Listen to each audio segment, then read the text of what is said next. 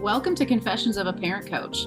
I'm Coach, a mother of four, and potty talker, Ann Kaplan. This is the podcast where I confess something from my own parenting and coaching life, teach a lesson around it, and answer your questions.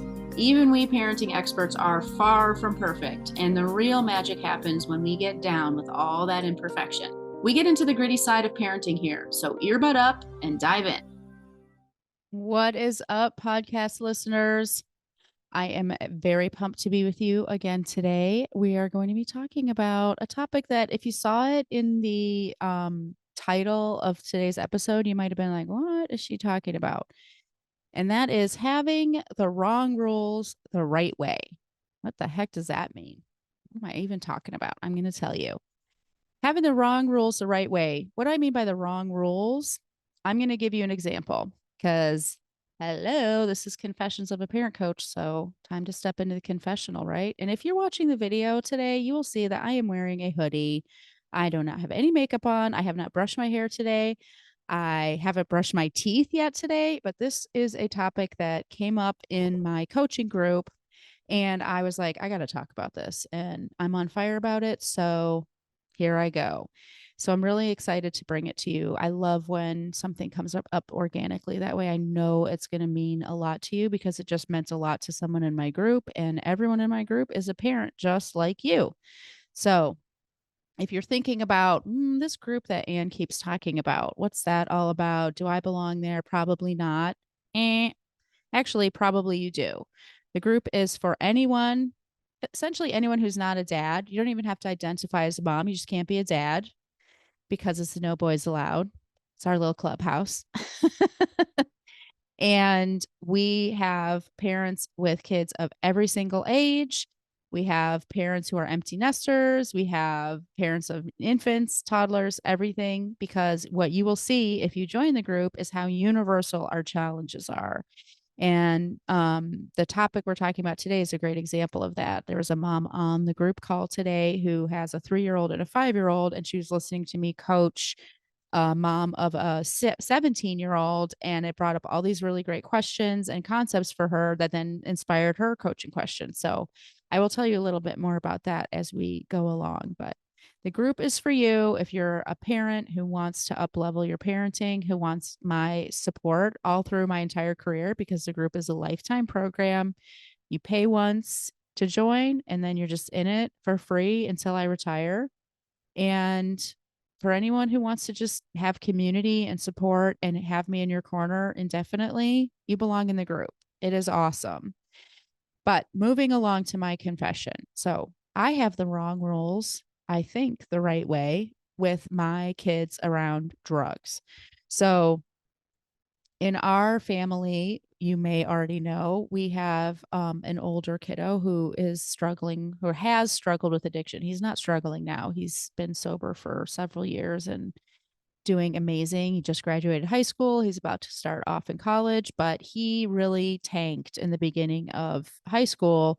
And part of what was was in his like little kaleidoscope of messiness was drugs and substance abuse.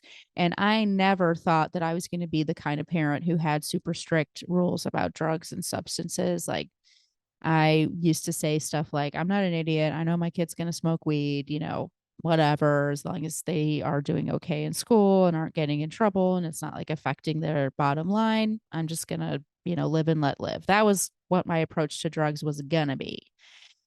But after everything that happened with Elijah, it's like we did a 180, and now we kind of have like a zero tolerance policy for substances. And my second kiddo, who has never abused substances, has never struggled with school performance, has never struggled with any of the things that my oldest struggled with, he is subject to these rules that are absolutely informed by my trauma with my oldest kid. And that's what I mean about having the wrong rules. Like, these rules are 100% because of basically my unfinished business. Like, I am not 100% over what happened to us and to our family when our oldest son was struggling so much. And because of that, like, I just simply cannot handle having this laissez-faire attitude towards substances. Like, that's just not in my wheelhouse anymore.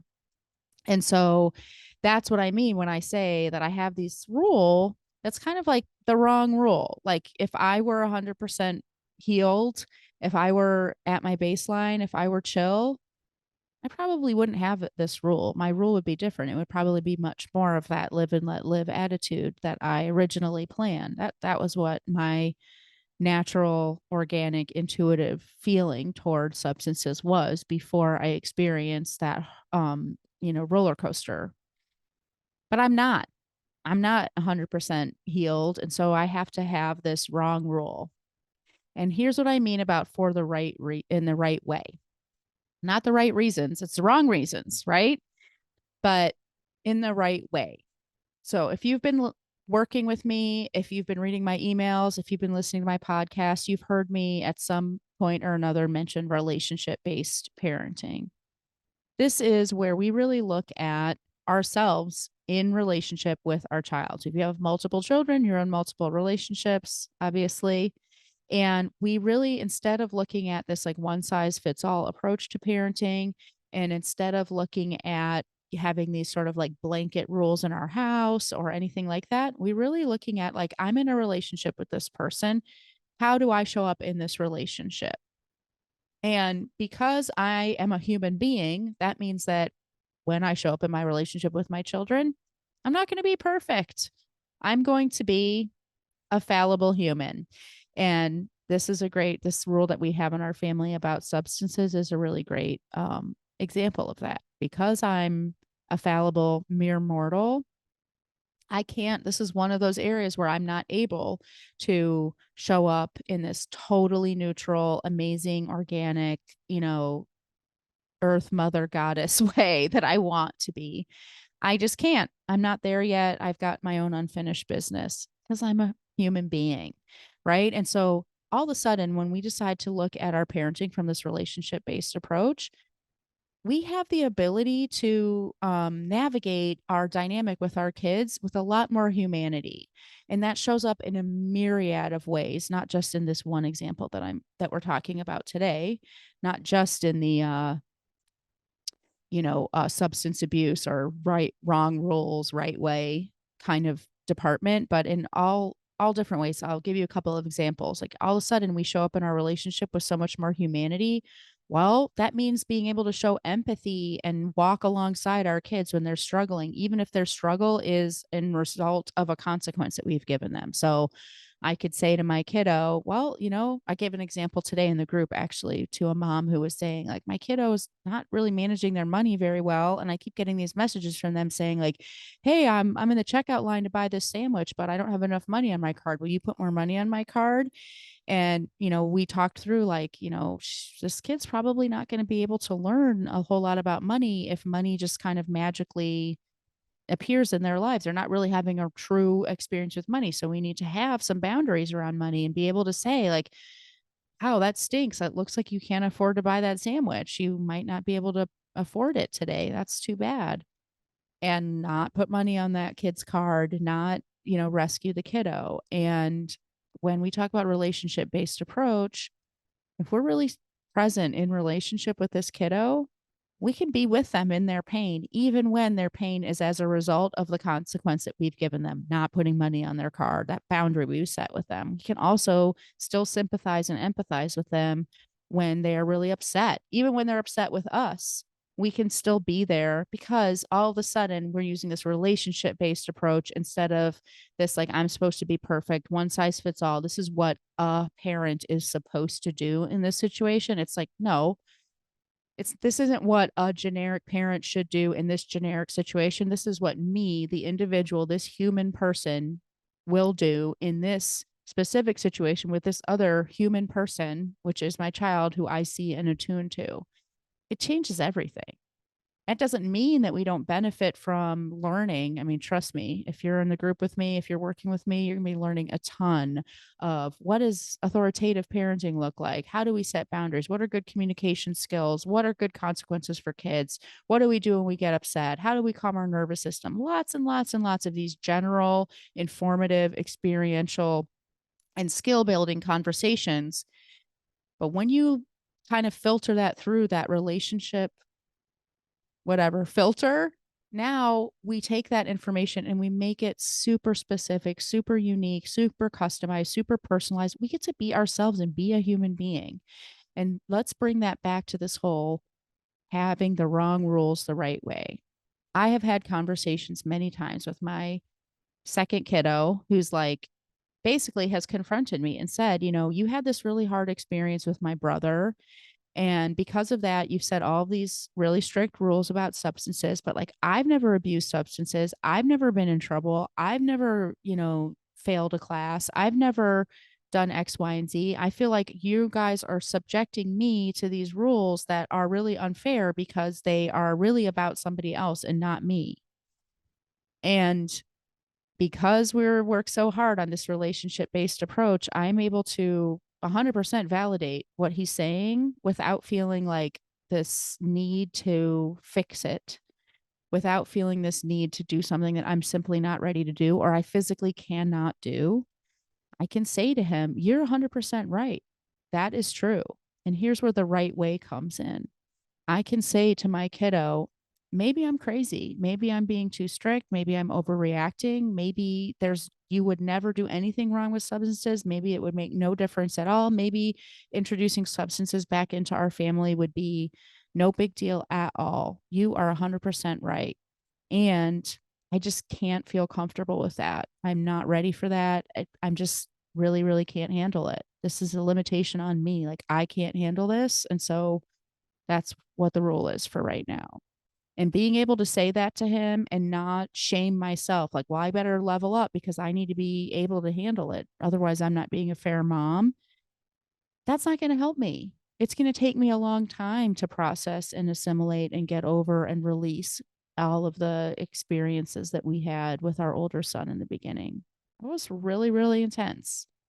And putting pressure on myself to do my work faster is not going to help anyone. It's not going to make me change the rule faster.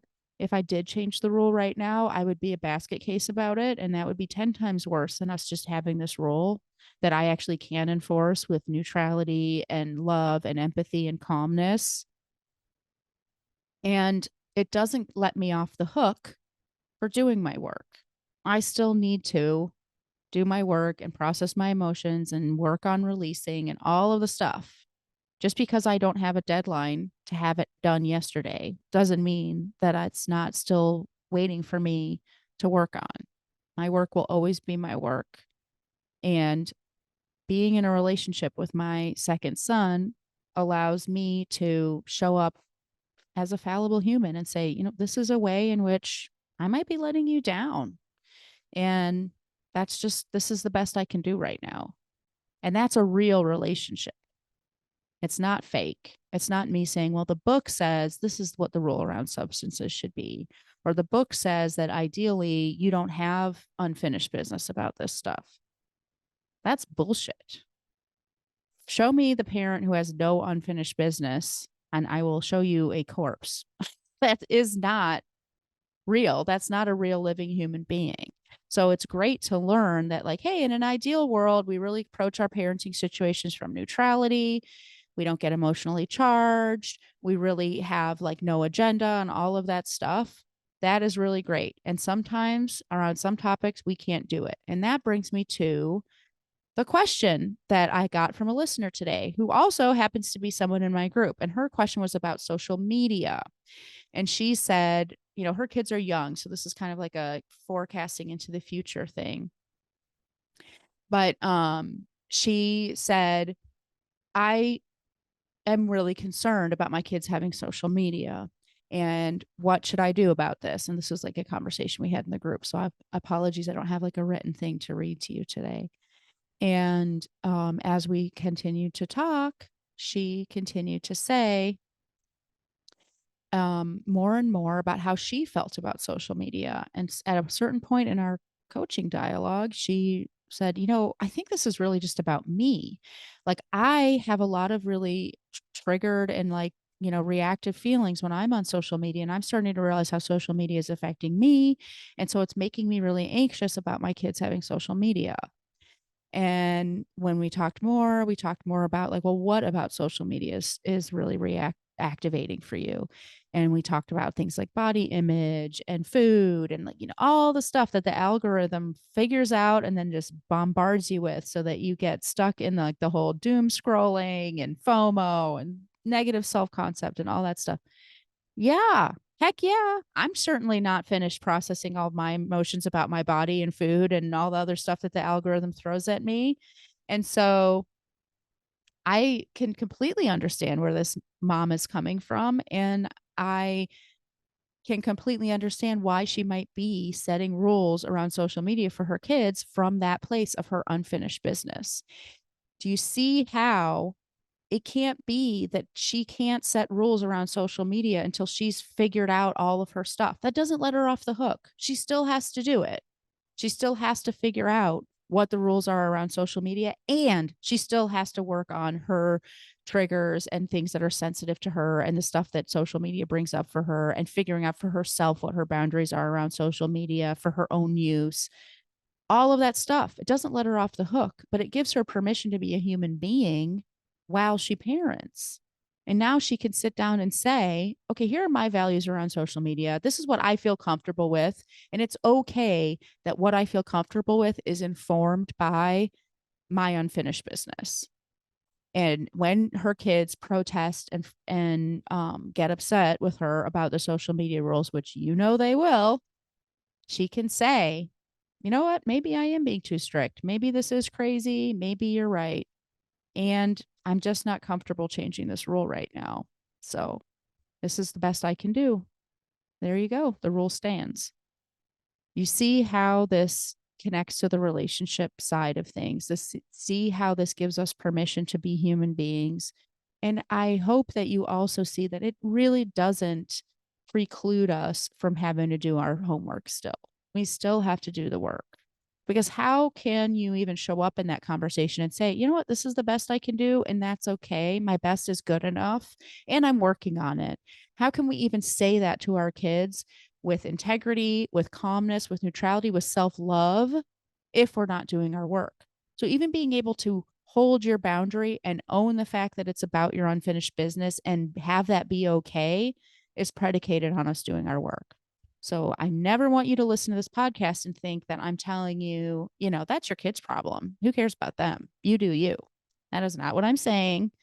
I am saying that it's okay for you to be a work in progress. I hope that's helpful for you today. I hope this gives you a little warm glow inside of you to hear that it's okay. It's okay that you're unfinished. That doesn't make you a bad parent. And I hope I will hear from you next week. And if you want to get your question answered on the podcast, I am actively collecting listener questions. All you've got to do is go to my website, AnnKaplanParentCoach.com, and use that contact form. Send me your question and I will answer it on the next episode. Have a great day, everybody, and I'll talk to you next week. Bye. The episode is over, but there's more waiting for you. You can grab my free workbook, Getting Kids to Listen the First Time, that walks you through the fundamental principles I teach all of my clients and applies them to this very universal parenting challenge. So if you're sick of repeating yourself all day long or just want to learn more about my style, you'll definitely want to go to bit.ly/kidswholisten. And if you're ready to work with me, let's meet. Set up a free call at bit.ly/KaplanCall, and let's create an action plan that gets you exactly where you want to go. And of course, links to all this goodness are in the show notes. Thanks for joining, and I'll see you next time.